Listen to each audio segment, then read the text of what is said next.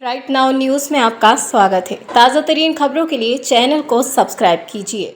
Supreme court में OBC वर्ग को 27% आरक्षण दिए जाने के मामले को लेकर हुई सुनवाई के बाद अब कांग्रेस ने आरोप लगाया कि सरकार इसे जानबूझकर टाल रही है और सुप्रीम कोर्ट के निर्देश के बाद भी सरकार इसके आदेश जारी नहीं कर रही। प्रदेश कांग्रेस कमेटी के अध्यक्ष जीतू पटवारी और नेता प्रतिपक्ष उमंग सिंघार ने मीडिया से चर्चा में कहा कि सरकार सुप्रीम कोर्ट में भी इस मामले की जानकारी नहीं दे रही है, जो कहीं न कहीं ओबीसी वर्ग के साथ सीधा सीधा अन्याय है।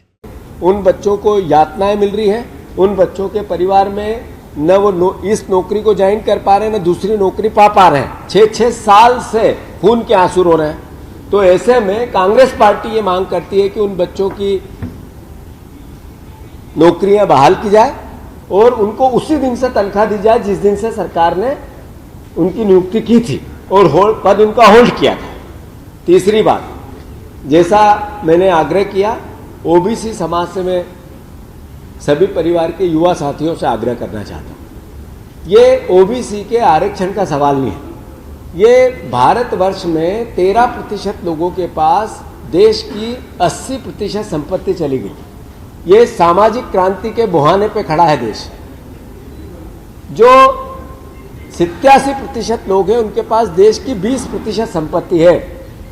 यानी देश में आर्थिक अराजकता अद्भुत अकल्पनीय हो गई। ऐसे ही एक जो गरीब जातिगत जनगणना, अभी उमंग जी ने कहा, राहुल गांधी जी का जो विजन है, जो नरेंद्र मोदी जी और बीजेपी की सरकार ने भी माना है, उसका उद्देश्य मात्र एक है कि समाज में आर्थिक रूप से, सामाजिक रूप से, राजनीतिक रूप से समानता है। जो गरीब है उसके लिए देश के खजाने खुले।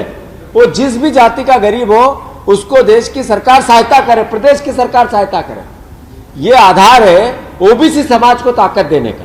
जातिगत जनगणना राहुल गांधी कांग्रेस पार्टी का मिशन है। तो हम फिर से ओबीसी समाज के परिवारजनों को मैं आग्रह करना चाहता हूं कि जागृति लाओ, आपस में बातें करो, सोचो, विचार करो। राजनीतिक दल इस देश के आप ही के, हमारे ही हैं, पर वो किसका हित कर रहे हैं और किसका हित कर रहे हैं।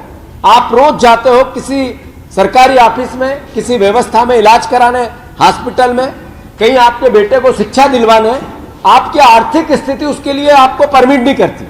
इसका मतलब है कि आपकी आर्थिक स्थिति खराब है, उसका दोषी है तो नरेंद्र मोदी है। भारतीय जनता पार्टी 25 साल की, मध्य प्रदेश में 22 साल की सरकार है। तो हम फिर से ओबीसी समाज के परिवारजनों से आग्रह करता हूं कि राजनीतिक शिकार, वोट बैंक की राजनीतिक शिकार कर रहे हैं भारतीय जनता पार्टी। आपको वोट बैंक की पॉलिटिक्स करके आपके बच्चों के भविष्य के साथ अंधकार में धकेलने का प्रयास कर रहे हैं। जागो।